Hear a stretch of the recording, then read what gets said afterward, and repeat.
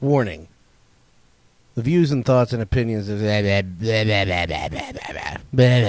just enjoy.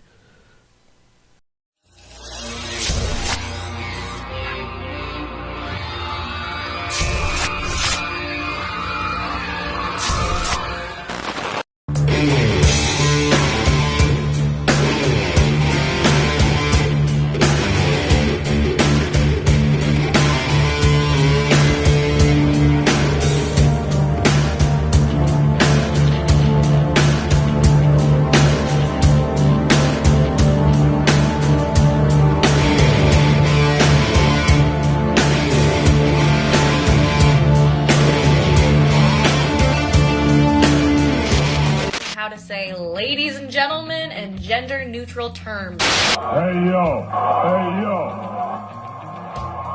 hey yo.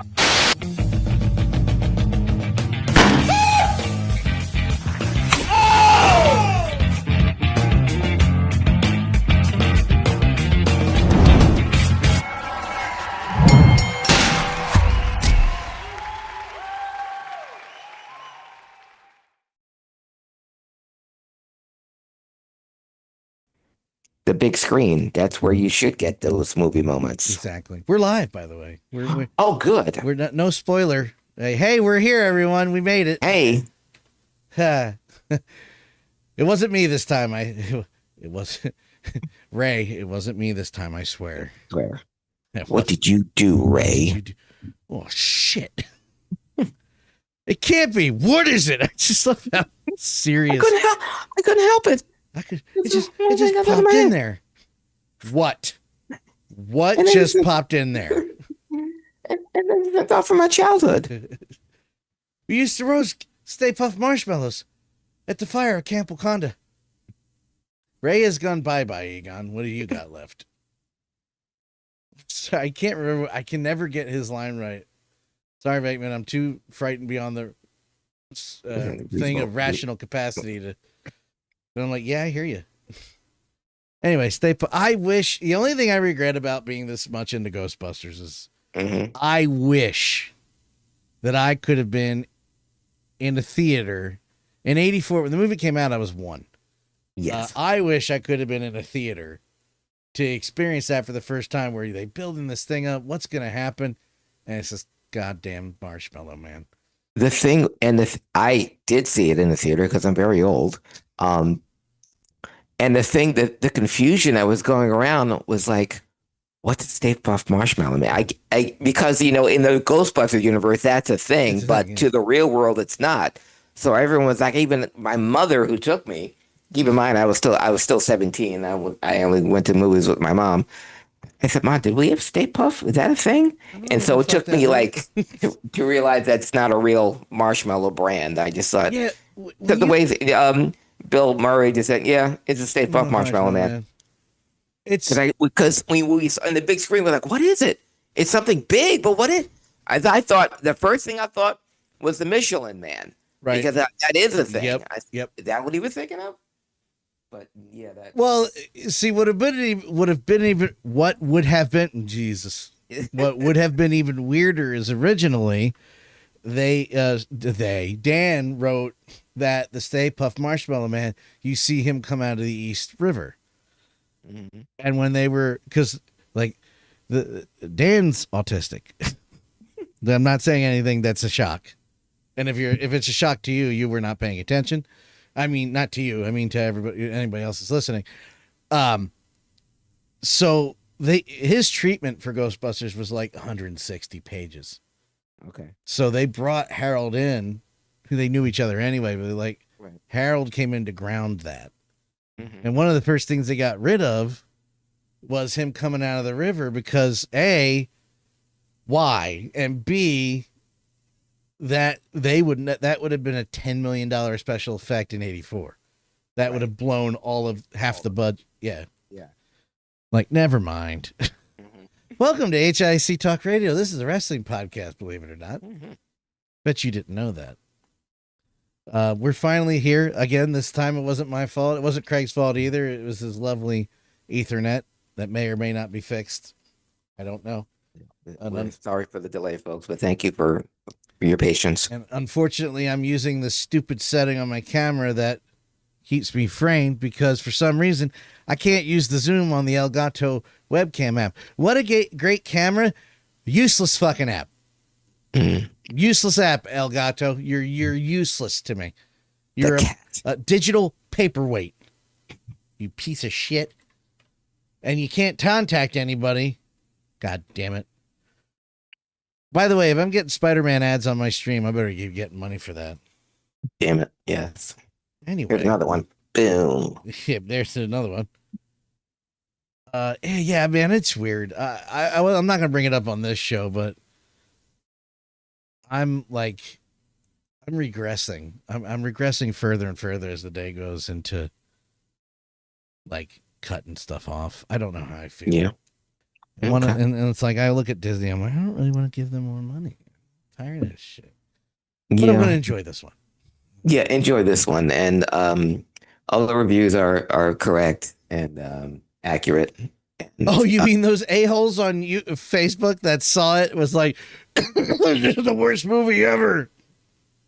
I mean, that's not true? No. And there has never been a Spider-Man movie that's ever been bad. No, especially not this one. Well, 3. Oh, of this series. Yes, you're right. Of this series, yes. Of the Tom Holland Spider-Man, no. Obviously, I love these movies. Yes. And everyone, that's what I'm saying. Everyone does. And Tom Holland has been incapable of making a bad Spider-Man movie. This is his 4th one. First one with a new director, though. But I did not know that. Yeah, Destin Daniel Cretton, the same person who directed Shang-Chi and Wonder Man series. Yes, the Wonder Man series, who after being renewed in March has started on already been canceled. Anyway. Yes, but he's the director here, so you'll see the definitive difference between his style and John Watts. That was another thing that happened this week where I was like, I'm tired of investing my time in this. Because Wonder Man was wonderful. No pun intended. Yes. Didn't think I'd ever see Ben Kingsley back in this universe. And I know people have problems, valid problems with Iron Man 3. Yes. But I loved him in that. I loved the swerve. I understand why people hated that. So I never thought I'd see him again, other than that one shot they did. And once that was in the trailer, not that I wasn't going to check it out anyway, but I was like, set, let's go. And then, why did you buy? This is why I'm worried about, I know it's Disney Plus versus Netflix, but Netflix does it all the time. That's why I'm worried about this Ghostbusters animated series. Yeah. Like, I'm going to get real excited. I'm going to watch it. It's going to be, hey, it's really good. A lot of people are watching it. We're canceling it. Or like EA, where the CEO takes $38 million and still lays off a bunch of people, even though they had a hit. So it doesn't matter. Everybody who's used the excuse, well, the game wasn't very good. Battlefield 6 was a very huge hit, and he still laid the same people off. So what's the point? Anyway. Yeah. They're just getting ready to sell it to, what's that douchebag's name? Jared Kushner? Yeah. Jared Kushner. He's the best. At what? Yeah. Anyway, wrestling happened this week. Yeah, wrestling happened this week. Where's a song is going to begin it like this? Where's Jordynne Grace? I don't know. She's Mia. She's MIA. I don't know, because Mia is Mincham. Yeah. No, I'm kidding. Every time there's a women's match or something going down with one of the bigger stars, I'm like, where's Jordynne? Yeah. Where's Bayley and where's Jordynne? I know the Bayley thing is kind of up in the air. And I hope she's taking the Oscar route in that taking some time off, resting, and coming back. You know, there hasn't been any official mention of her either her contract being up or her wanting to leave or anything like that. So I'm thinking that's it, and that's fine. If anyone deserves a rest, I said the same thing about Asuka. If anyone deserves a rest or to take a break or to come back refreshed, it's her, because Bayley's been putting in amazing work in getting Lyra over, and she did. Yeah. Just great feud. It was one of those. It was a feud that I was like, it's over. I guess it should be over, but I kind of want to see more. Yeah. I lost my train of thought for a second. The Asuka thing was even more. I had no idea not that she's old. I'm not saying she's old, but we know as far as male wrestling fans go, this makes her old. But was she like 40 or something? 38, 40? Yeah. I didn't realize she was that old. Air quotes. Yeah. And we've said on this podcast many times that the shelf life of a woman's wrestler compared to a men's wrestler is significantly shorter. Stupidly. Yeah.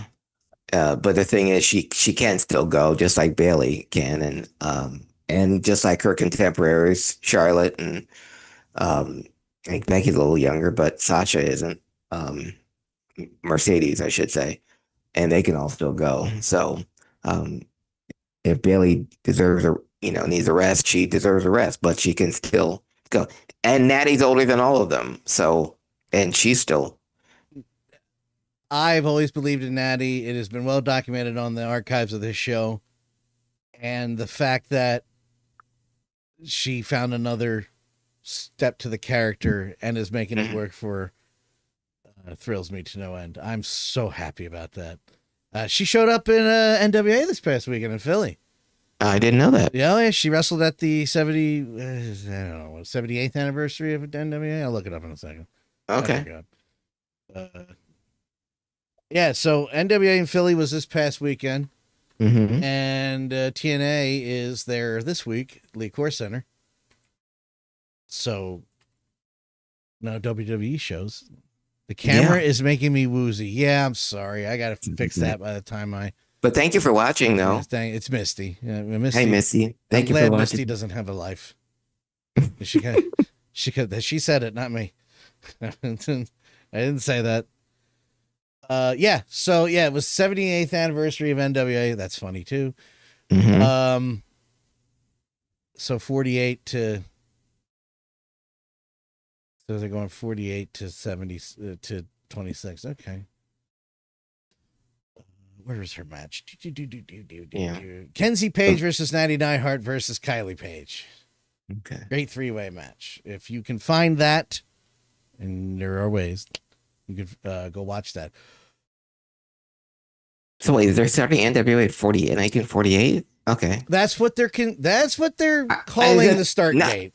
Okay. So they started with Everett Brown. Yeah, because I remember specifically Tony Schiavone on Nitro would, even though it wasn't the NWA title, first of all, it was the WCW title, but they tied in the lineage. Yeah. He would say, lineage dating back to 1909. And I'm like, yeah, that was George Hackenschmidt and Chicot, and it goes back to Jim Londos and Strangler Lewis. But if they're starting at 48, so even the Wikipedia page is ignoring any time before that. Well, I mean, it's NWA. They can do whatever they want. I'm just saying, it was odd that they would start there at 48 when there was, when the NWA lineage had gone all the way back to 1900 with George Hackenschmidt. Let's find out what that deal is there. Hold on. And let's go to Gus Sondenberg. Other names I don't know. And Ed Strangler Lewis. Strangler, I know that name. Well, Jim Londos was the most popular athlete in any sport in the world. How did you fucking pull out Orville Brown out of your ass, Craig? Because if you're going 1948, that was I know that was when the NWA, the call letters first started with Orville Brown. But that's why I'm saying that it's odd that they would choose to start there if they want to go when they first start calling it NWA.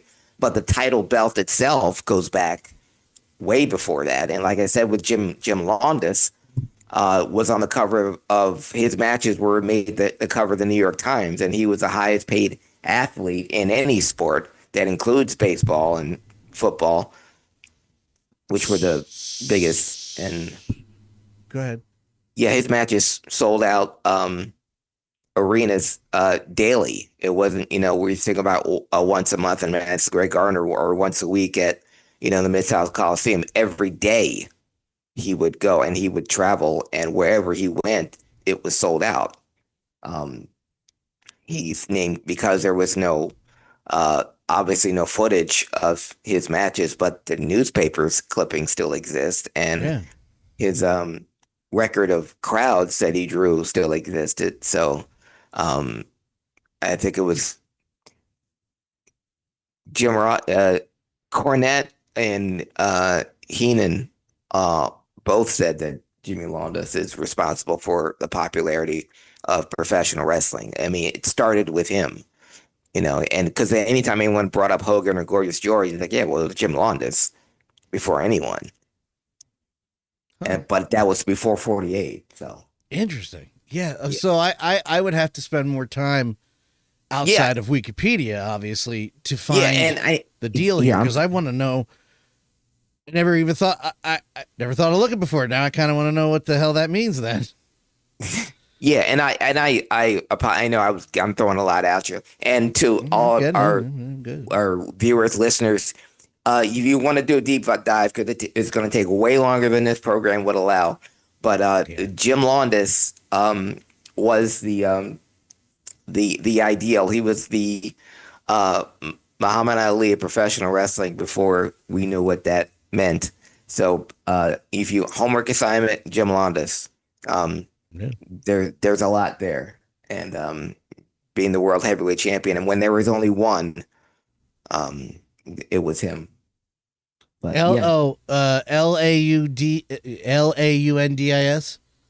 No, LONDON.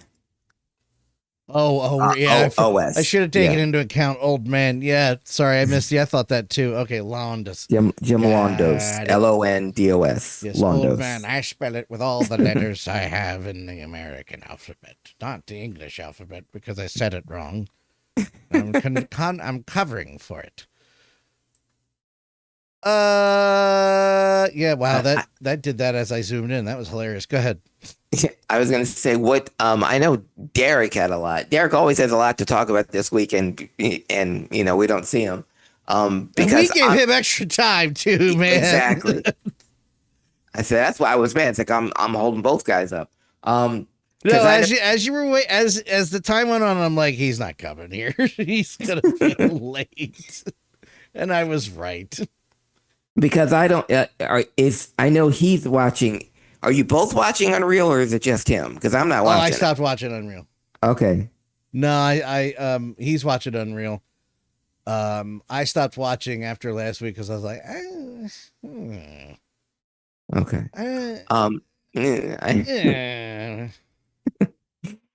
So we have a big match.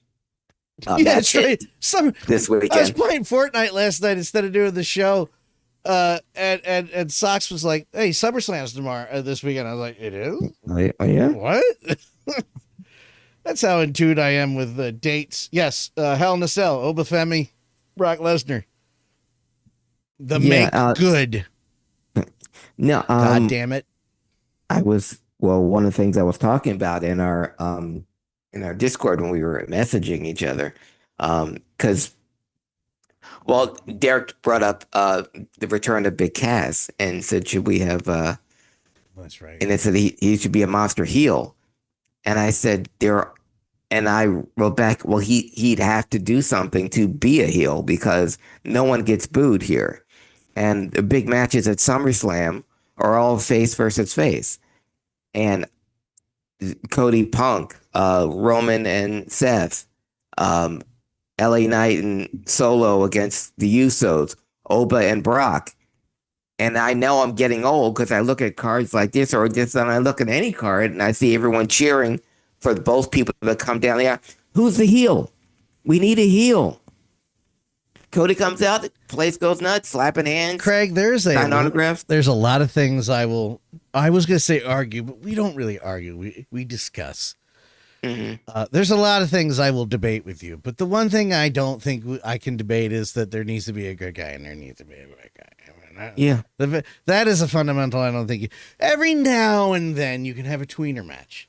You can have two baby faces or two heels trying to figure. That's fine. But as a normal thing, you need a face, you need a base and a feel. Yes. A face and a heel. And a lot of the times I've been disappointed. Now it's 50% writing, 50%. I said that wrong. I'm just all over the place tonight.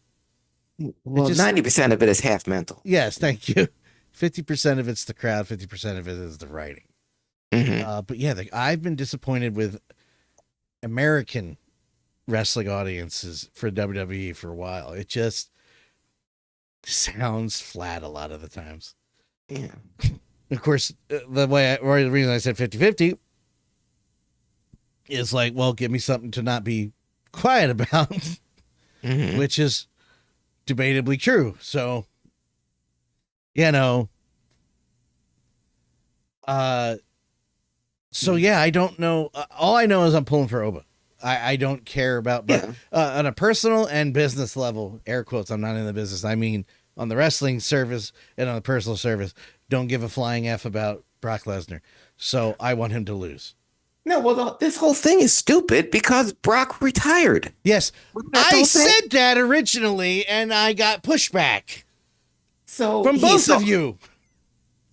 No, I'd say if he's going to come back, make it mean something. I don't think it's meant. You're right. You did, and it hasn't meant crap. It's exactly what I said it was. And Oba's got to win this because otherwise, what was the point of all this? What's the point of the push? What's the point of squashing Brock in 5 minutes at a WrestleMania match? And that's what I said when he came back in the first place. Like, I don't trust him. I said two things. I don't trust them. I just don't trust them because of who is running the show. I don't mean Triple H, even though he's part of it. You know what I mean. And the other thing I said is if fine, they're going to do it. Oba has to win. Yeah. There is no reason for Brock Lesnar to win this feud. No. And they could have brought Brock back and do it in a sympathetic way. And you can have it as, because Heyman's been on record saying he didn't know that Brock was going to retire when he left his shoes in the ring. Oh, wow. Right. So you can have it as Heyman, through power of attorney and having Brock's contract, is forcing Brock to come back. Brock doesn't want to wrestle anymore. So he beats Oba because of Heyman and because he didn't want to be there, but he said, okay, I've filled my contract now. I want out. And said, no, you got one more match left and make it Hell in a Cell. And you want to win, you want your freedom back, win the match.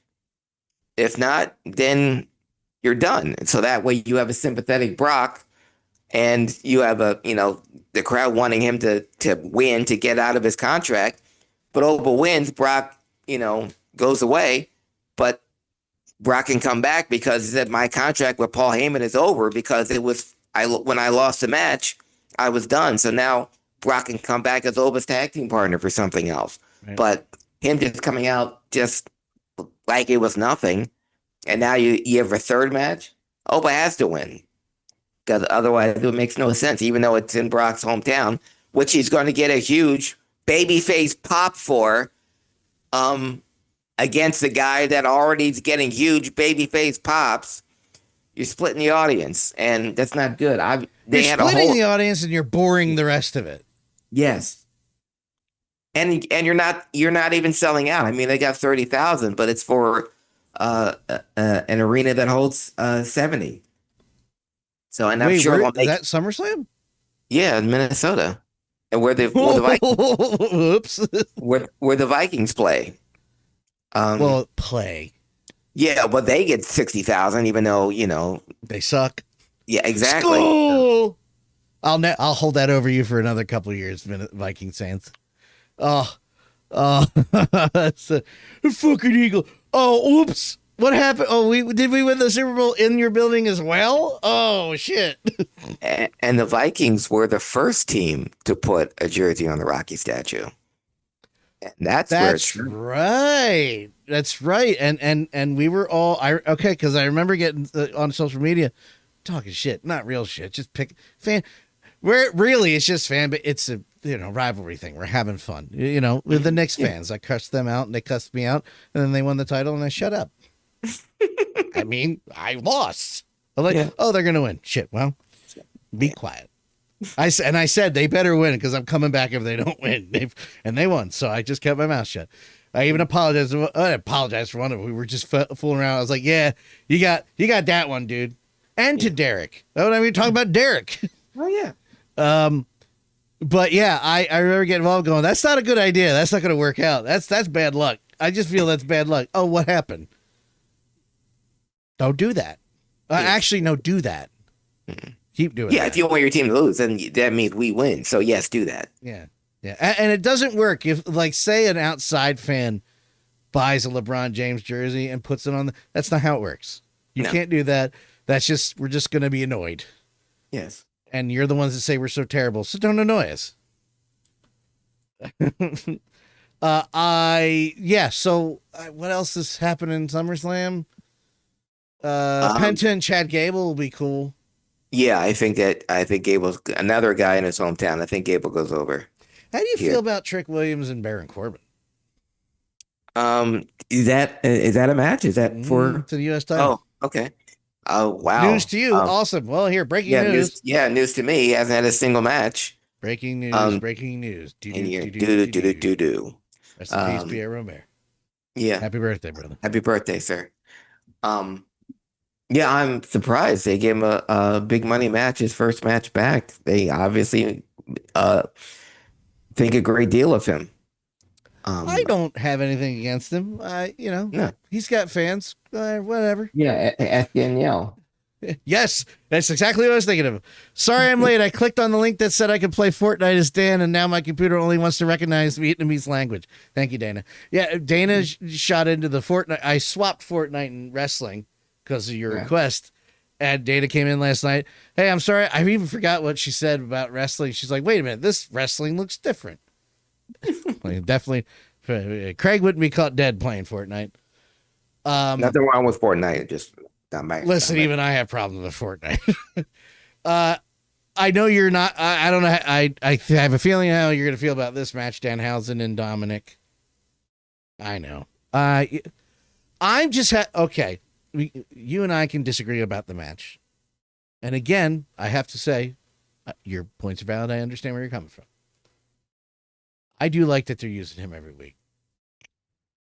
And see, and Dan, the thing is.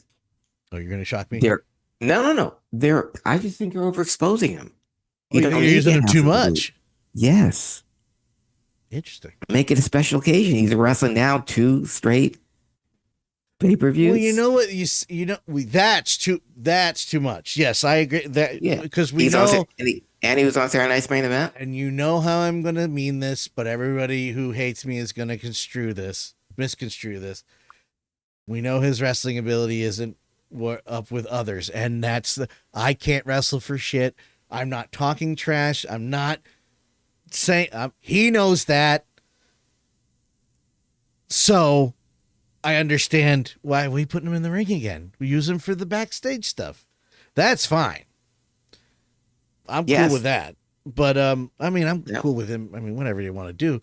But they're gonna try to take this Knicks thing and overexpose it like the WWE. I hate this camera shit so much. It's just it's like Dr. T. Well, if I wasn't so Italian and moving around while I spoke, it would stop. Here, hold on.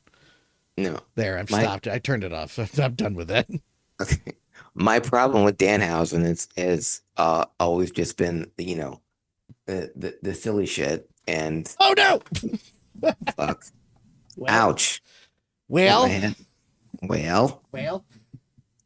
good. Please stretch. Oh no.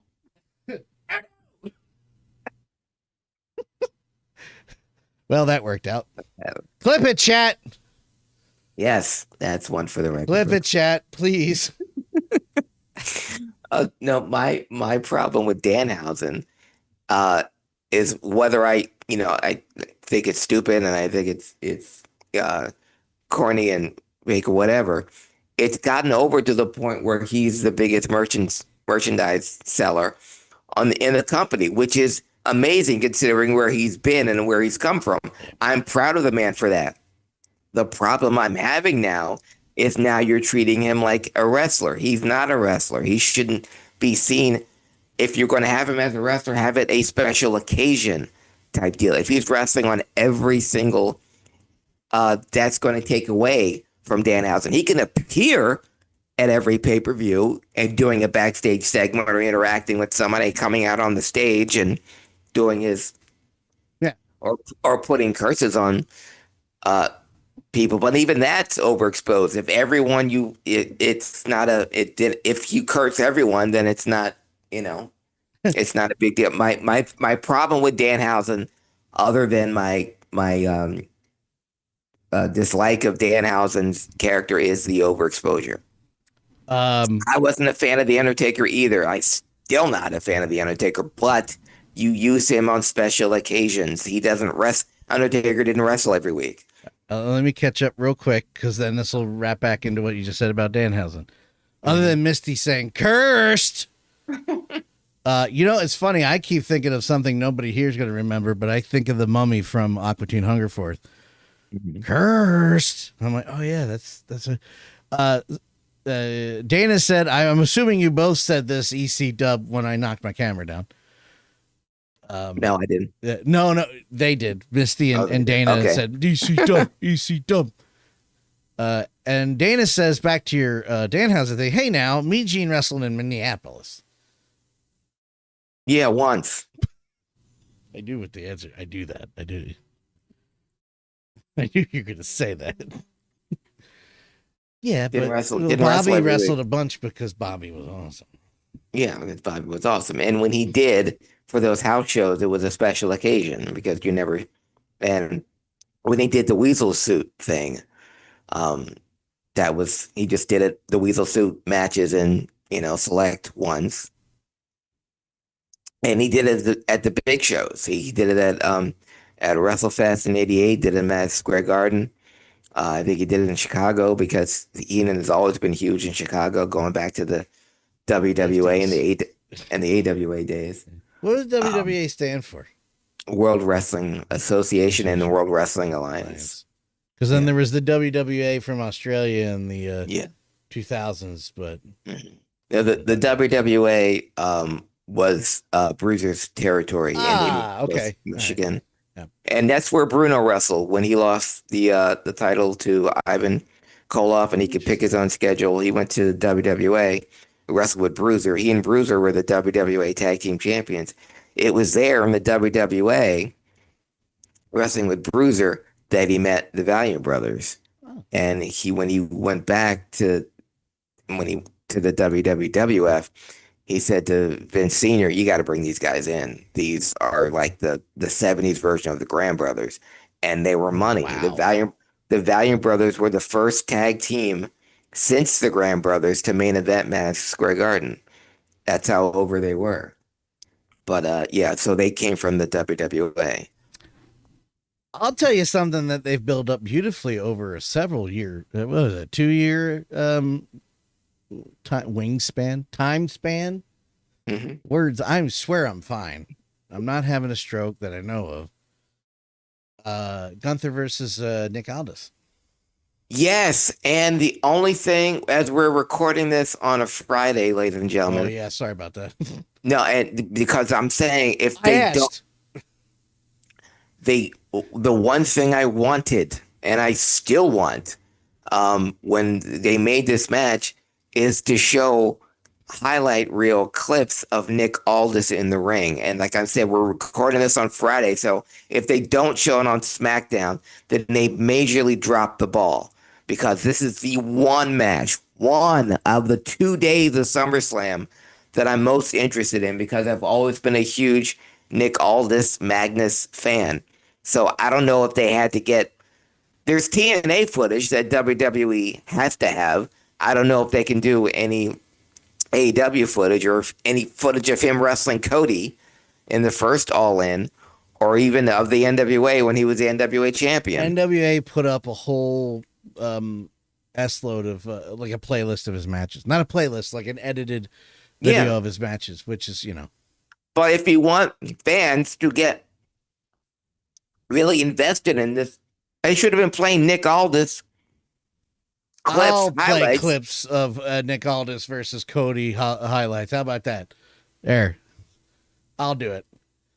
Oh, God, that was all the way back at All In. Jesus. I will say this again, and Dana says former NWA World's Heavyweight Champion. Yes. And I still forgot who he wrestled. That is like top 5 in the top 2 of the top 5 matches I've ever seen in person. It was Nick Aldis defending the NWA title in Nova Pro Wrestling. My God. I mean, first of all, when he walked in the room,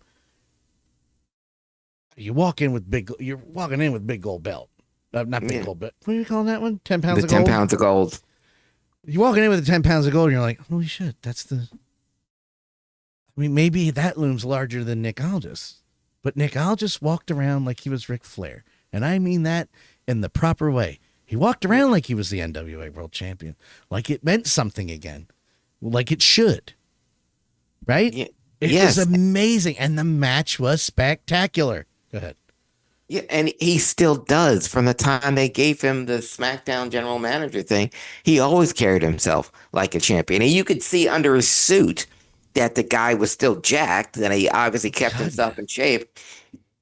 I thought if they ever did what I thought they were going was an Aldis versus Adam Pearce match, and that way they can reference them both being former NWA champions. Right, that's right. And make that a big deal. But yeah, so I'm really, really hoping that tonight, as we're recording this, SmackDown is on, that they show some Nick Aldis footage, because they were really doing themselves a disservice if they don't.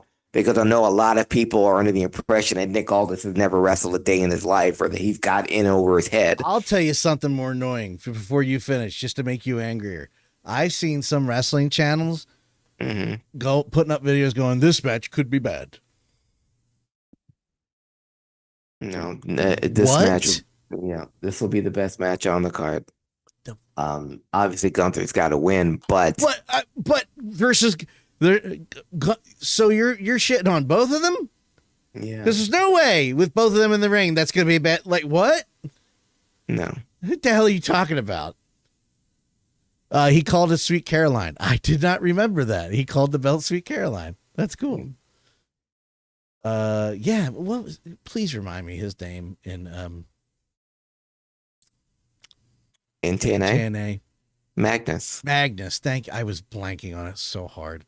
Yeah, I called him Nick Magnus. Yeah, and it was but I was reading and looking up something. So yeah, that's okay. I understand. Thank you. I'm looking for the Nova Pro match because I'm pretty sure it was against Logan Easton LaRue. Okay. Logan Easton LaRue is a name that more people should have heard of and they didn't. He's the one that has my favorite heel moment I've ever seen live. It was Isaiah Frazier, which is also amazing. Isaiah Frazier is insane and an amazing wrestler, and I'm pissed off that it never went anywhere. Mind you, this match was inside of a fire department. Wow. Now, it was a literal bingo hall. Like, it was a big room. And they bought tickets to the NWA show. I was about to say something I shouldn't say, so I won't. There's a reason why the company's not around anymore. And it was 11 minutes, but it was so fun. It was so good. Packed with it. Well, that's how long this match should go between Aldis and it shouldn't be like 4 hours. No, it shouldn't be an AEW, like, or everyone kicks out everything. It should be, now that's happening. Aldis getting in some offense, but Gunther's winning. Yeah, Gunther's winning, obviously, but he's going to give Nick a lot because Nick is still Nick, but it shouldn't be a 10-minute squash. It should be a scientific match that stays in the ring. shouldn't go outside. No weapons, just two guys wrestling. That's why I think it'll be the best match on the card. Gunther wins. I think it should be. Uh, I think it should be a pinfall, but Gunther's thing is a sleeper, and that's how he quote unquote retires, folks. So I'm Interesting. sure that's his move. Interesting. Because in my head, I'm kind of leaning towards a 5-minute ass whooping. Gunther, to Gunther, to Nick from Gunther. No, I think they're a 10-minute match between those guys would be epic, and they put so much stuff in that 10 minutes that Do me a favor. Tell somebody Yes. who is apparently not in the know. Why hasn't he wrestled in 2 years? well, he said in his face to face that he hadn't wrestled in 3 years. Jesus Christ. Okay. That didn't really answer my question. Yeah. Do you know why? Is what I'm saying. No, Was I it don't an know why. injury or I'm just assuming because his job at WWE keeps him from wrestling anywhere independently. Well, that's what I mean. In the WWE, why wasn't he put on TV? Like, why is he where he is? That's what I've never looked into. I was when he lost to Cody when he was no longer NWA champion. I wondered where he was going to go next. And I was hoping, praying he'd go to WWE. And the fact that he got introduced on television by Triple H as a new general manager, Nick Aldis, it's like he's a general manager. I was like, okay, well, and I thought, well, it'll only be a matter of time before he gets physical. They stretched it. And because he got an RKO by Randy Orton. And I thought, well, they're not going to put him in a program with Orton. Because Orton will But kill him. yeah. And Orton should kill him. I thought there would be a way of getting him in there. And again, I thought it would be Aldis versus Adam Pearce because they were teasing dissension between them. They couldn't, they were poaching each other's wrestlers, and you got to keep your superstars in order. Over here on SmackDown, we're more, we go by the book and that kind of thing. So, By the way, the reason is because they just didn't put him in the ring. yeah, the company line, they didn't have anything for him. I mean, they haven't even recognized his wife. Fuck you. Unreal.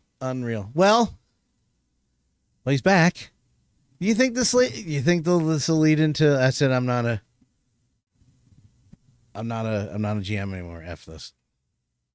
I mean, as much as I'd love to see Nick Aldis wrestle, regularly, I thought I think he's happy doing what he's doing. I mean, he seems. As much as wrestlers, there are wrestlers that live for the wrestling. We've all been around wrestling all of our lives. We know, I want to bump, I want to wrestle, I want to make people laugh, cry, piss them off. I want to do that.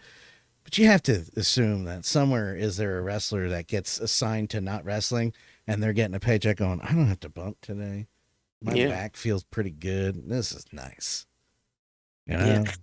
But Dan, to answer your question, if it does mean that he can't come back as SmackDown general manager, but he can wrestle again, I'd be happy with that. I'd be ecstatic. Yeah. Now, of course, I would. By the way, Misty, he's married to Mickie James.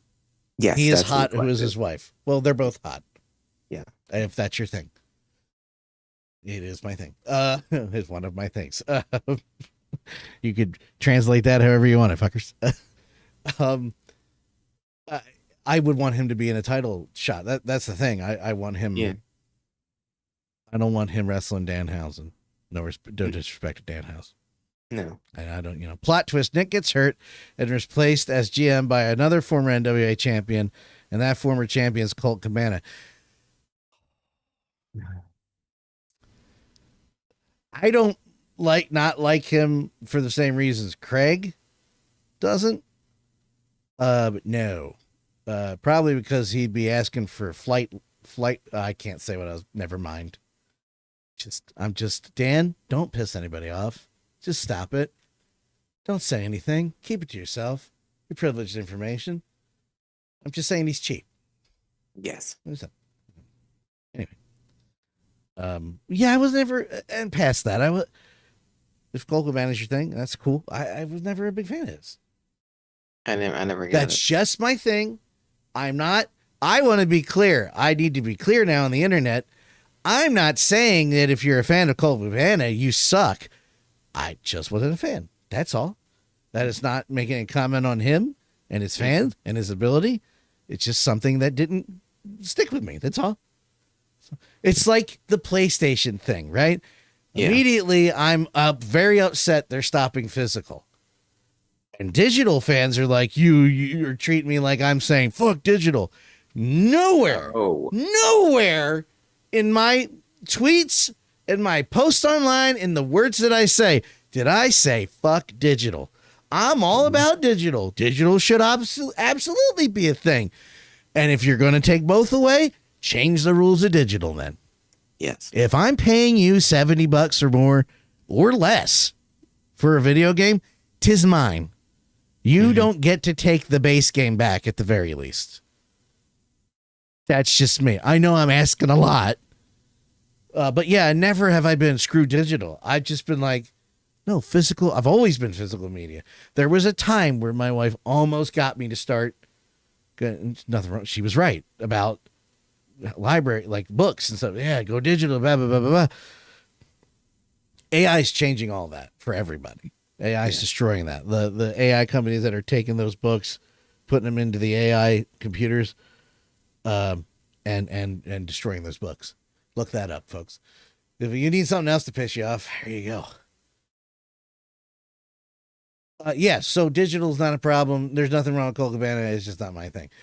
How many pages did I go far back from this? Jesus Christ.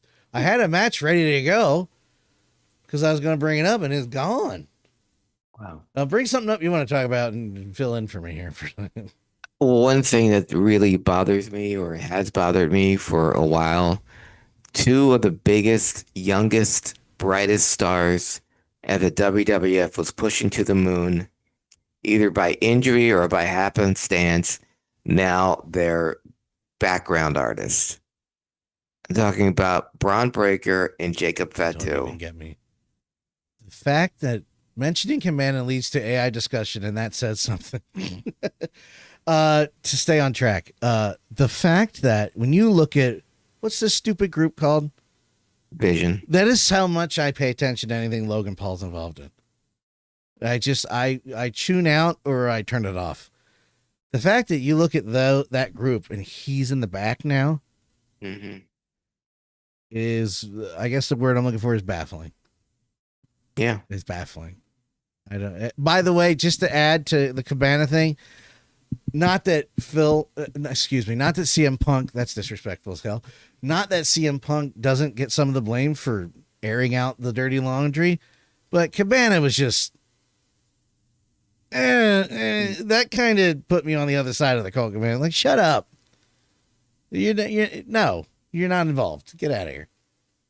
I hope the podcast money was good. I don't know what that's like. Yeah, the fact that Bron Breakker, a Steiner, reminder, is at the back of this. Logan Paul's a great athlete. I don't give a fuck. But they're even backseat now to Austin Theory and Model Girl. Come on. I don't know her name either. I forgot her name. I don't know her name either. Oh, I'm getting there. Don't worry, Dana. From Alpha Academy. I blanked on her name too because I'm looking at footage of something I was going to bring up later. Yeah, but I mean it's Logan Paul and Austin and his new girlfriend and Bron Breakker just standing there in the back. Maxine Dupree. And you got Jacob Fatu, who again you haven't beat Roman, or should have beat Roman, and then he's like the guy, and you've got a great story. He had a great story. You guys didn't even want me here. You know, I'm part of the family, but you had this bloodline and you didn't want me here. Solo is the one who called me. Not you, Jimmy, not you, Jay, and certainly not you, Roman. And you want me to, fall in with you guys? Hell no. I did see that promo where he's like, what, are you going to stand there and do this for an hour?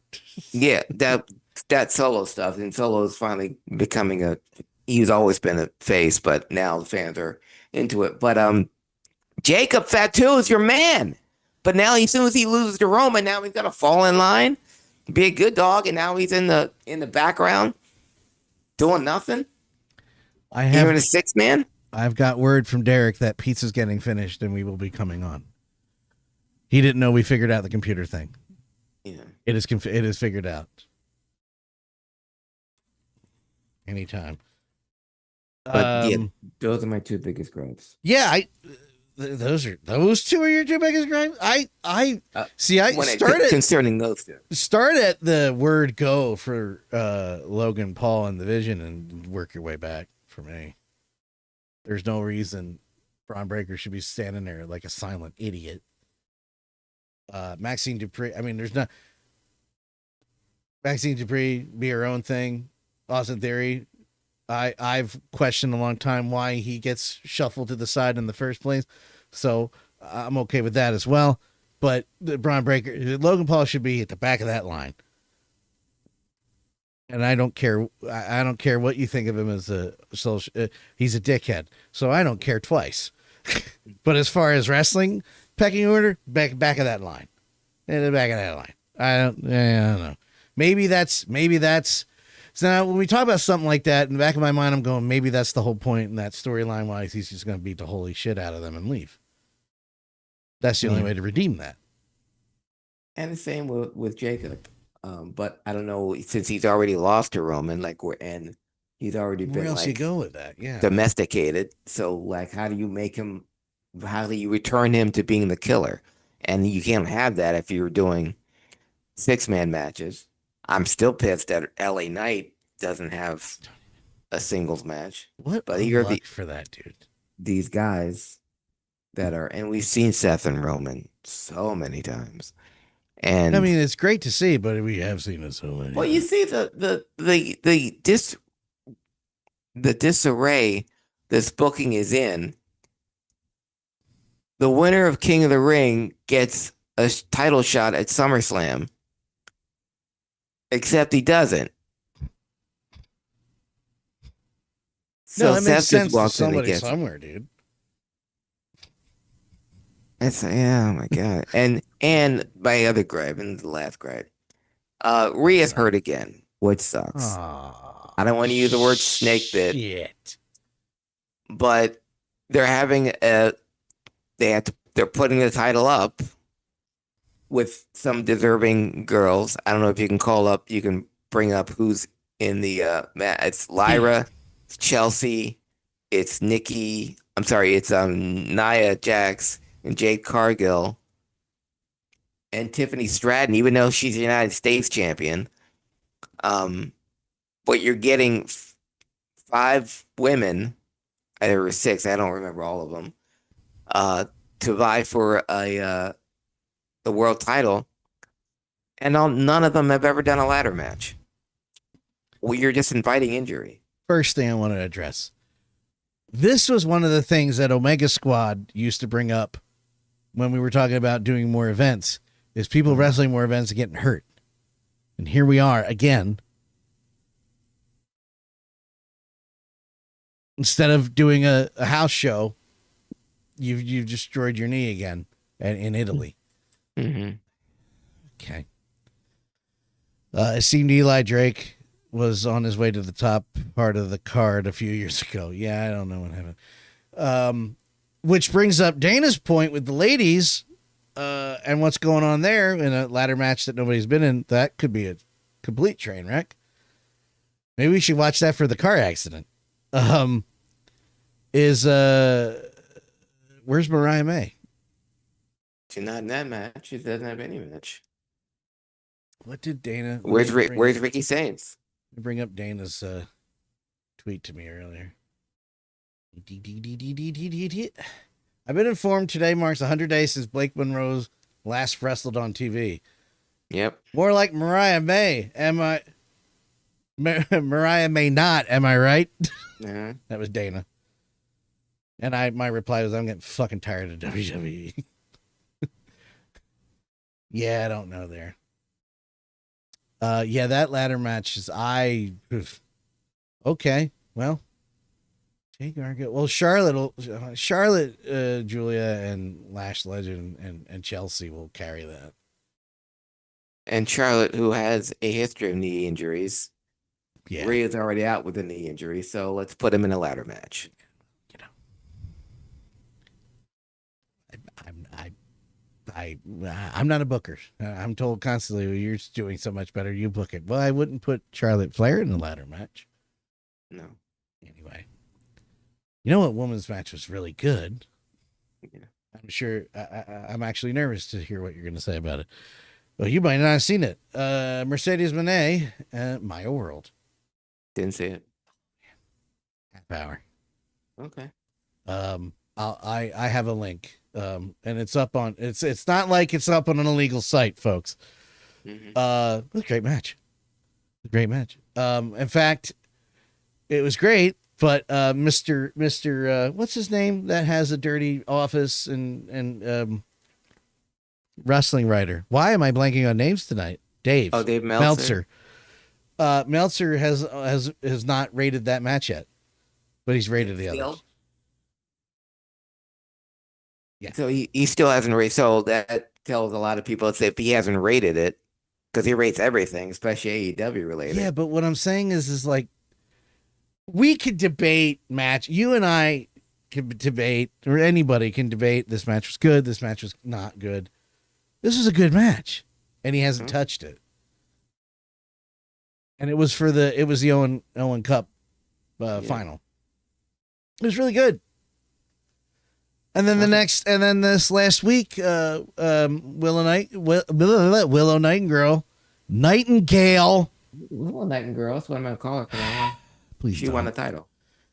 Willow Nightingale won the title, and she had a great promo with Mercedes this past week. She was on fire, and I'm glad to see her coming back from getting something, immediately getting injured, getting knocked down, and coming right back. And it was fantastic. They were on a. I'll say you're gonna look at me and go, I'm crazy. I enjoyed AEW more this week. Sorry. Don't be sorry. I enjoyed their shows much more this week than WWE. I'm trying not to. First of all, I don't care what everybody thinks of this. WWE automatically gets docked points when I watch because of their camera work. Mm-hmm. I'm not changing. It's stupid. There's no debate you can give me. There's no argument in the world why it has to be like that. Yeah, I do not. I'm going to kick this horse until it's powder. This dead horse until it's powder. There shouldn't be 15 cuts for somebody jumping outside of the ring to do a jump onto somebody else. There shouldn't be 8 cuts and 50 zoom-ins on somebody getting beat up in the corner, and there shouldn't be a shaky cam when someone's getting hit with something in the back. Yeah, I'm gonna rage like Pierre. The first thing in my head was like, you don't do it on the bridge of the original Enterprise. God damn it! And just kicking the panel off. What are you doing over there? What are you doing? What does WWE still? Does WWE still do the near far thing? Okay, so Kevin Dunn was doing that crap, and then for a little while it stopped, but then slowly the camera started Michael Baying again, and now most of it's unwatchable to me. I don't get sick. Kelly can't watch it because she can't watch it physically. It messes with her. It doesn't mess with me. It just looks stupid. Yeah. That looks stupid. And AEW, again, we could debate the booking and sometimes the directing or the producing. The directing holds the camera still. I saw this whole match without any weird cuts. It's crazy. And that's a big deal to me. That kills most of the WWE for me. WWE for me. I'm going to address my flubs before you. It just, I don't get it, man. We got rid of Kevin Dunn and we're keeping his stuff. Stupid. Well, we got rid of Vince. We're still keeping his stuff. Yeah. No comment.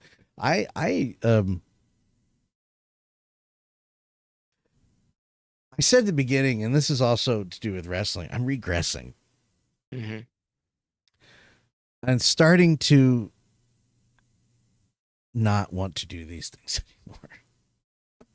And I hate that. I don't like that. Okay? I hate it. I hate going, I don't want to watch this thing anymore. And not going, it's because I'm too old. That upsets me.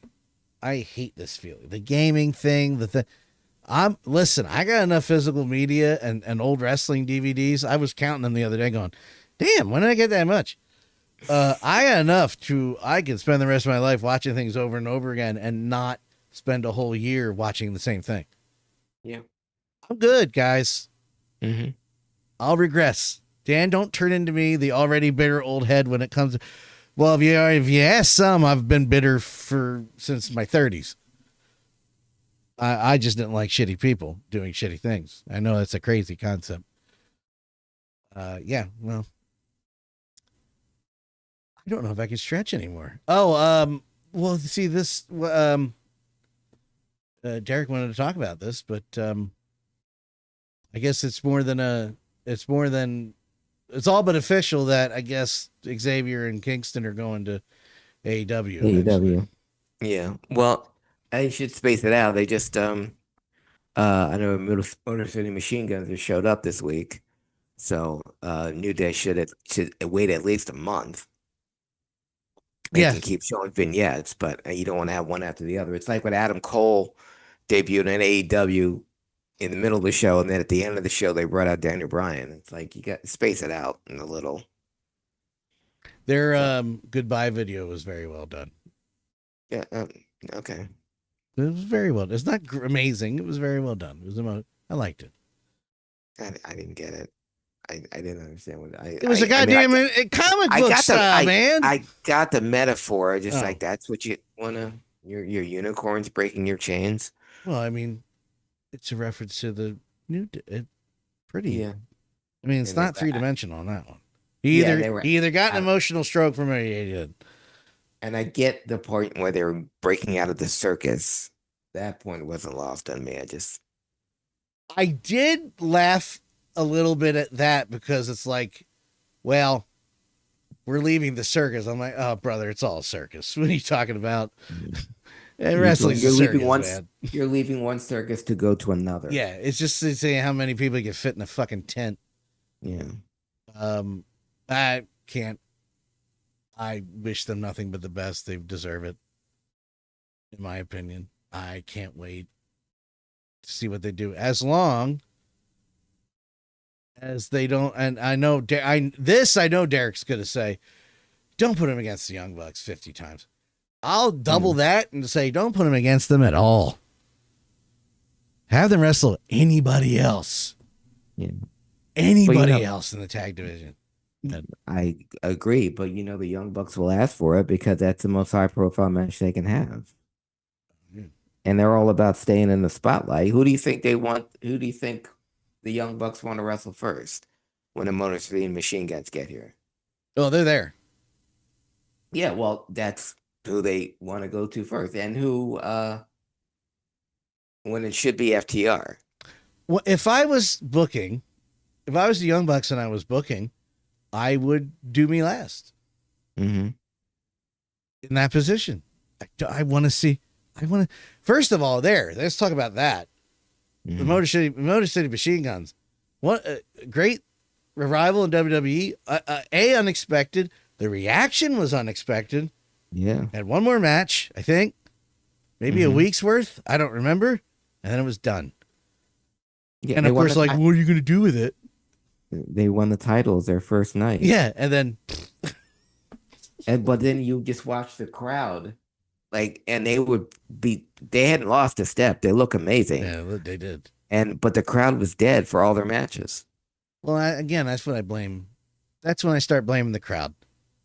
It's 50-50. Like when you're putting on the same, when you're going the same speed you were in your 20s and you're bored by that, I don't know what to tell you. Like, what you want me to shoot my guy? You want me to take a gun out and shoot this person? Will that make you excited? You got to invest a little bit. But WWE and tag team wrestling, man. Yeah. I don't get the hold up. I don't get the problem. Bring back the tag. Well, I mean, bring back and make the tag rope something again. Then just add something. Yes. And in the former New Day, I have an idea. You put one of the teams on the Mid-Atlantic route and the other on the Georgia route, and then they meet up for special occasions. Shooting someone during a death match would really add to the death match name. I always said that. I said in CZW, I'm like, you should just have someone die. And I mean, don't kill somebody. I mean, play off like you killed somebody. There's your ratings. Yeah. Instead of missing a scaffold by mistake, you actually tried to kill somebody. Mr. Will Games, I see him in the chat. I was wondering what he was thinking about all of this discussion, but he's got kids. He's probably busy trying to listen to this and take care of them at the same time. Okay. Oh, okay. Saying goodnight to the little one. Oh, okay. I will delay the end. We're going to have our Derek come. We're going to have our Derek. Our Derek. Our Derek.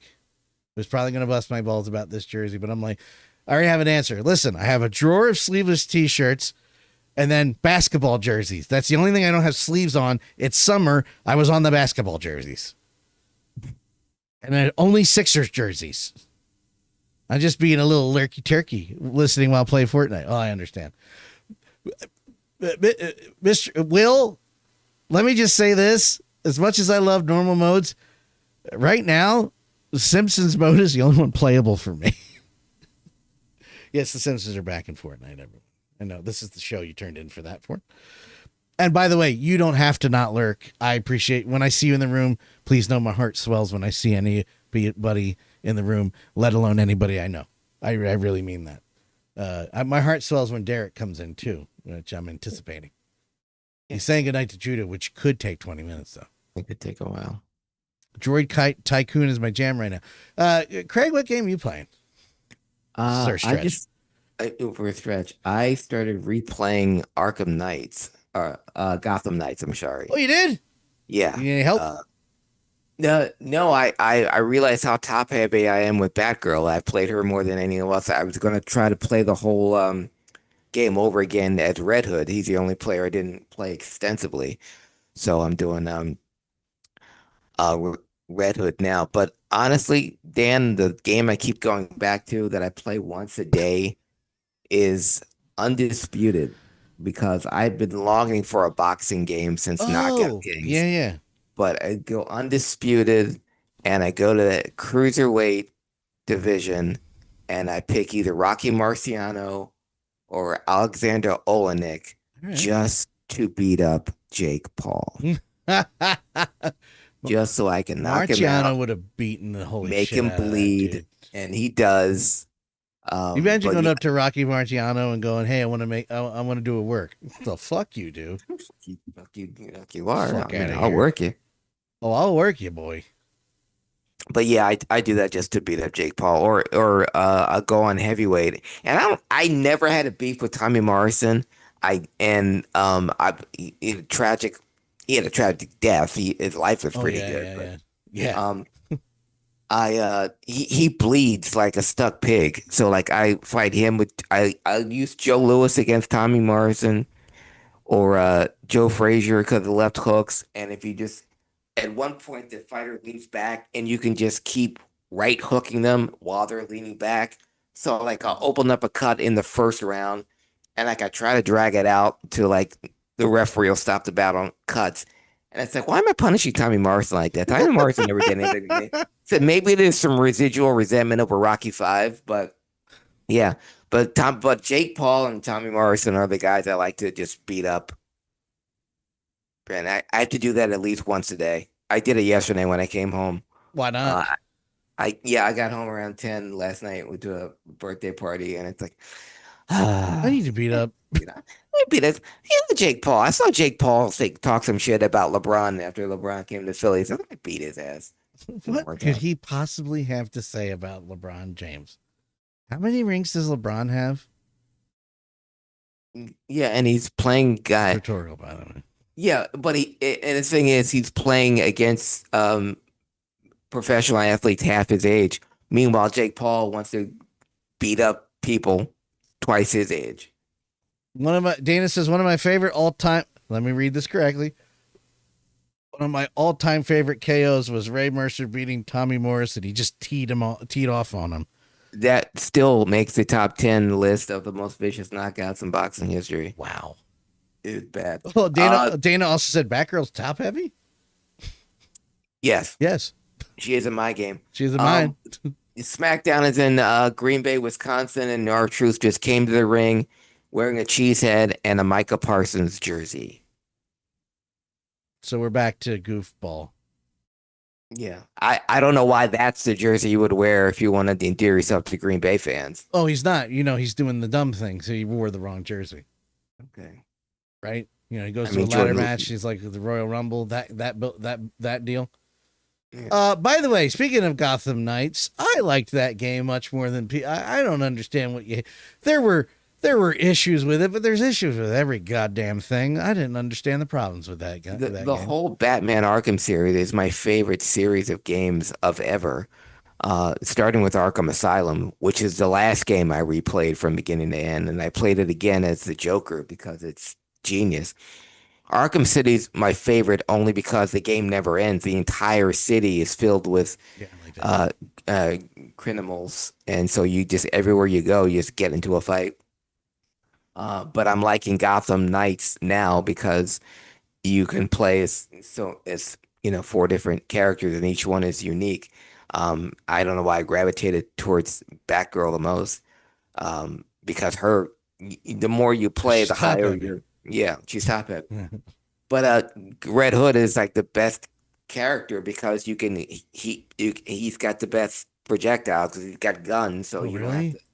Yeah. I only played as Batgirl as well. Okay. No.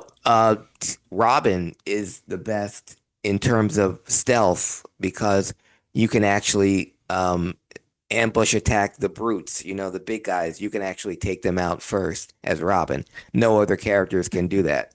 And the brutes take the longest to beat. Jana says, why Batgirl? Maybe a pair of reasons. I'll stop now. And then I know there's at least 2 things I like about Batgirl. I just can't put my finger. I can't put my finger on it, but I would really like to. No, it's simple. Batgirl is closer to Batman than any other characters as far as look and fight. Yeah. And purple and gold. Yeah. There, I did. Even though Nightwing has the most versatility and it's got the better fighting skills. I can't play Batman adjacent game without a pair of bat ears, man. I get it. I loved doing the dual attacks on people with your co-ops. Oh yeah. Yeah, man. I'm honestly, Dan, I'm just biding my time until the Wolverine game comes out. By the way, I did notice months ago when I mentioned, hey, in Mafia 3 you can kill the clan, that I saw you playing that for a little bit. Well, I saw your clip, your YouTube clip that you put on. I said, did that happen? Oh yeah. I'm gonna go back and do it again. I'm gonna find it. Yeah, I found it. Yeah, isn't that fun? Yeah, I waited till they were. I just would pick them off one at a time as they came out. Like I had plenty of grenades, but I want to just take them out. Yeah, it all depends on my mood, right? So if I was just like, all right, I want to get to the next part, you know what? I'm just gonna throw in a grenade, take 10 out at the same time. But every now and then, like my favorite is when you're driving down the street and on the map it indicates that the Confederate assholes or the Klan is on the street, and there's usually 3 or 4 of them, and you can kind of sneak in there. Yeah. And I'll just like to sneak up behind one of them and put a knife through their spine and then stomp the other guy's face through the ground.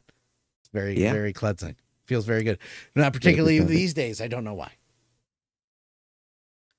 Nothing wrong with it. They ever put a Batwoman in these things? I like her. All right, I'm going to ask a dumb question. And Craig's going to go, you fucking stupid. What's the difference between Batwoman and Batgirl?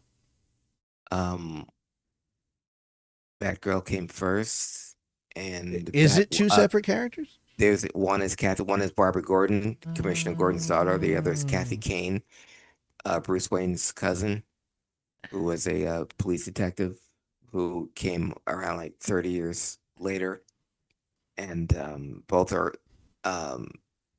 One got their own CW show, which is Batwoman, played by the incomparable Ruby Rose. Yes. See, I just thought it was. I just didn't pay attention that it wasn't Batgirl. No, I was just like Batwoman. She's grown up. Batgirl, who first came out in 1948, 50. Damn. Wanted to be Batman and wanted to help out, and because of her father, she wanted to fight crime. Batwoman was just out of necessity. She was a detective, again, cousin of Bruce Wayne, and she wanted to just get to the bottom of one particular crime that was causing her family harm. So she put on a bat, said, "I'm Batwoman," and said it was supposed to be a one and done thing, and then she kept going. Also gets a lot of praise for being the first, one of the first lesbian characters in DC comics. And Holy shit. that was also in the CW show. Yeah. No, I'm just looking at the cast from the television show. I forgot how many people were on here. No, but you're not fucking stupid. A lot of people think that. Oh, it's Batgirl. Oh, it's Batwoman's dress. She's all grown up. No, they're two different people. I didn't know. Sorry. That's okay. You're not supposed I like to know. comic books. I don't like them. I mean, I don't like them as much as you and Rob. Well, that's what. And Batch.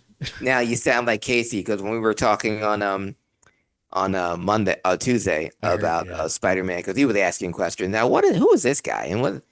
And then even this morning, Dan, on the show, he said, I was talking to Craig and Rob and Steph, and those guys know way more about comic books than I ever will. And he was going there. But I invited. I love the questions, because stuff I saw in the film, I was like, oh, wait a minute. That's who that guy is. Oh, I see where they're going. So when he asked me about one of the characters in the film, as I told him who it was, I was like, oh, wait a minute. He's that guy, but yeah. So I'll fill in the blanks later. So without saying anything, this will be the last attempt at stretching. If not, I'm going to call it here. Without giving away, how was it? The word that keeps coming up, Dan, when I saw it, my coworker who took me said it, and then I said, Steph, what'd you think? And she said it was, and then Deanna, my coworker, I've been working with her side by side for 8 years. She texted me this morning. I'm seeing Spider-Man this morning. And then she texted me, I said, how was it? And they all said the same thing. Unsolicited, 3 people that don't know each other at all. They all said the same thing. When I asked them, how was Spider-Man? They all said, amazing. I don't know if because of the amazing Spider-Man, but they all said, to a man and woman, what do you think of Spider-Man? It was amazing. There you go. There you go. That's it. I mean, my thing about about movies is, I don't take them as I don't have problems with movies that everybody else does. Yeah. But I do have problems with some movies. But I don't have the problem with I'm rewatching I'm watching from after Endgame on again. Good. Before Avengers Doomsday comes out. Good. And Avengers Endgame will be released in theaters in September. Yeah. With 10 minutes of added footage to get you. It's not gonna. Okay. No, if it's not an extra on a DVD, somebody will fucking have it on YouTube or something. That's fine. Yeah. There was a sidebar. There was a Spider-Man in California lucha promotion in 1990. Well, there was also an Arachnid Man in WCW. Yes. Mr. Brad Armstrong. Yeah. Hey, I knew something. One of his many horrible gimmicks. What's his worst gimmick? Arachnid Man? The Candyman. Candyman? It wasn't Buzzkill? It wasn't Buzzkill.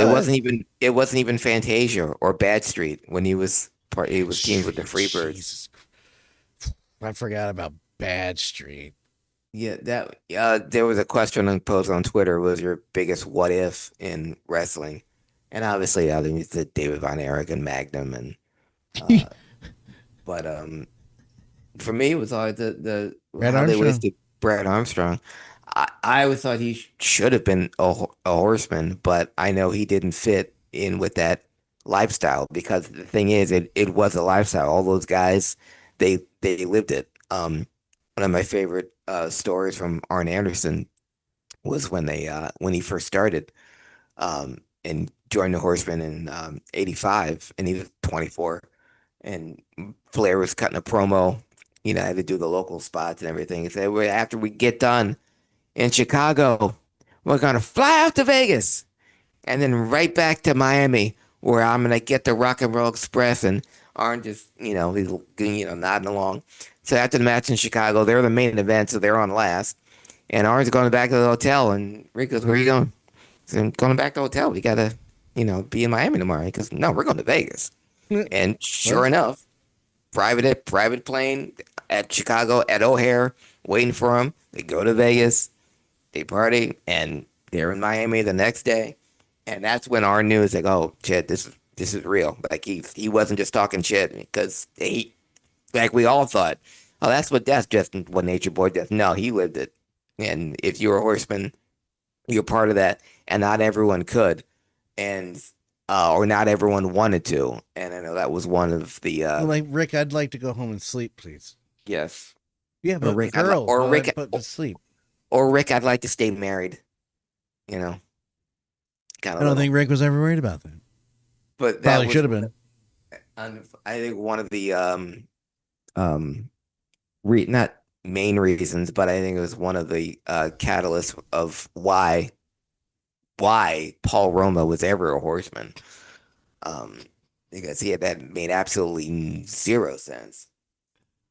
Because especially when they had so many quality guys there, like Brad Armstrong, who would have nailed it, but he wasn't quote Horseman material. In the ring he was, on the mic he was, being a heel he was, but all the other intangibles, no. I don't even think he was that way either. I thought he was a great heel. Brad Armstrong and Smoky Mountain, he was money. Brad wanted to be Captain Planet in WCW as well. No, they wanted him to be Captain Planet. Oh no! In WCW, was that a Warner Brothers property? It was TBS. That's where where it started. Yeah. Jesus, I'm glad that didn't happen. Although that would have just been another thing. Mm-hmm. I've always said that he was the best, not better than Bullet Bob of the kids. I always thought Brad was the best. He was, what the crazy, not crazy, but the elements of the Armstrongs all make up Bob of all his four sons. Yeah. All his four sons. Scott had the head for business, which is why he was a great rep, and he's in the WWE front office right now. Steve was the best athlete in the Wild Eyed Southern Boys. Brad was the best worker, and Road Dogg had the promo. Each one got something from Bob, but Bob was, the whole package. Yeah. I remember he was on the first NWA TNA pay-per-view. Yeah. And I think, didn't he not get in the ring and punch the shit out of somebody? I'm pretty sure he got involved in that show. He did. But again, he kept himself in great shape. Yeah, I was going to say, he could have. Better of shape than I am. All right. Well, that's all I got. Derek's not going to make it. I tried. Yeah, I know. Last little bit of tidbit, wrestling historian wise. 11 years ago today, we lost another what if, but one of the greatest talkers of all time, and just an amazing athlete, and an amazing upbringing to where he started to where he went. But 11 years ago today, we lost the great Roddy Piper.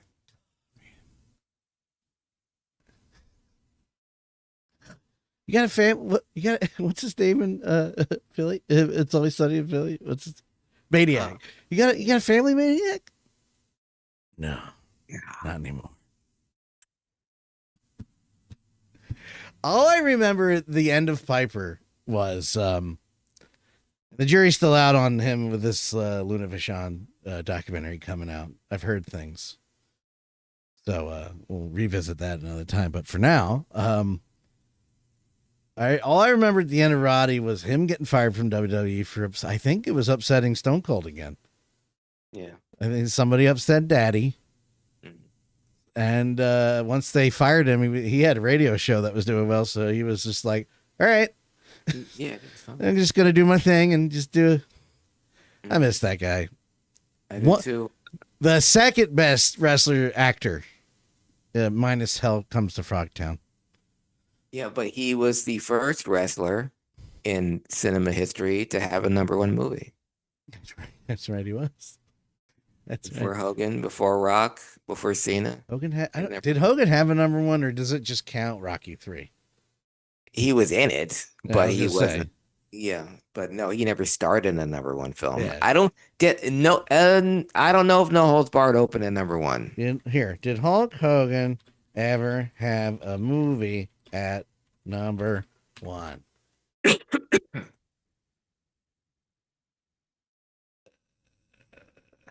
Hold on.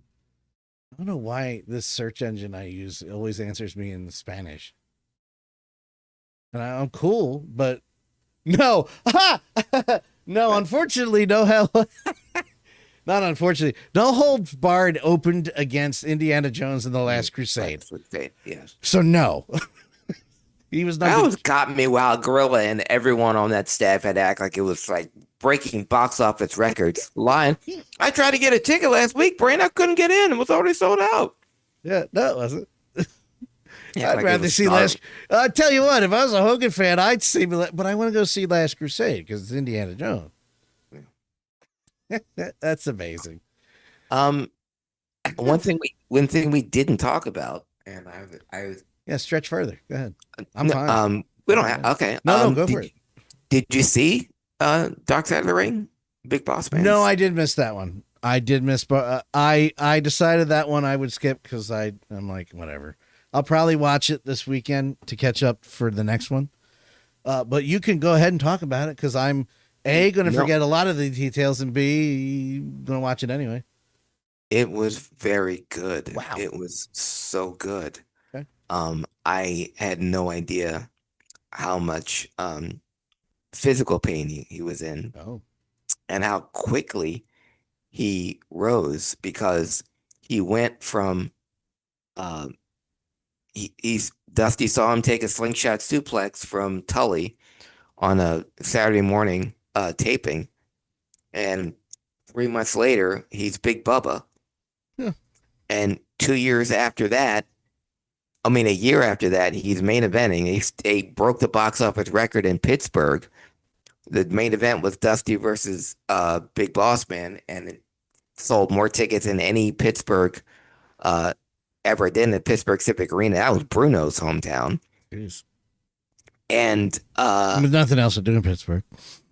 but 2 years after that, he's wrestling Hulk Hogan, and he's still calling Jimmy every week. He said, "Jimmy, guess how much money I made this week?" He said, "What? $12,000." I said, "That's great, Bubba." And what I loved about the special was Jim Cornette was on it, and along with his kids. I didn't know he had kids, and his wife. Yeah. But Jim's, everyone called him Ray, and Jim always called him Bubba. Jim still called him Bubba. Did he talk about him not being caught? No, Wasn't it Ray? Wasn't Bubba that was supposed to catch Jim off the bottom of the scaffold? Yes, and he was said, not in the ring. Yes, and Jim said he was not going to try out for the Yankees that year because he couldn't catch. You know what always made me laugh about that, because it's hard, that hurts. Yes, but that was on the videotape commercial for how many years? Yeah, for many. Oh man, and it would right before the phone number, you just see him fall, go just like that's he yelled, and he yelled, "Catch me! Catch me! Grab! Go ahead.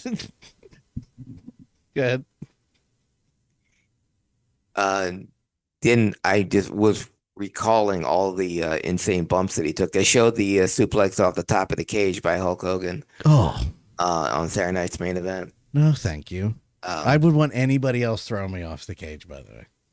But what I didn't know, well, you'll find out when you see it. He was a prison guard at Cobb County Correctional Facility. That answered my question. And he continued to do so after he was Big Bubba. Oh wow. And then he said the guards and the inmates recognized him on TV. Did that help or become a problem? It became a problem. What really became a problem was that he was making more money wrestling than he was being a prison guard. Yeah. But when he got the call to New York, and the Vince interview, so tell me about yourself. What do you that's how we found out that William Moody was a worked in a funeral home, and Ray said, yeah, I was a prison guard. Well, what did they call you when you were a guard? And he said, they call me boss. You're the big boss man. All right, I'll give Vince that one. I'll give him that one. Yeah. Did they mention why WCW couldn't pick a fucking name for him when he came back? Well, yeah, and did they really? Jim talked about that, because after he got the stupidest gimmicks in the WWF when he came back, he came back, with the tactical vest, and he was Vince's, personal bodyguard. That was my favorite version of the boss man. But then he's making Al Snow eat dog food, and he's stealing Big Show's dad from his dragging his casket and shit. Dana says that idiot Curtis Silva. Does he say that in the episode? I forget. I always forget he was the goddamn guardian angel.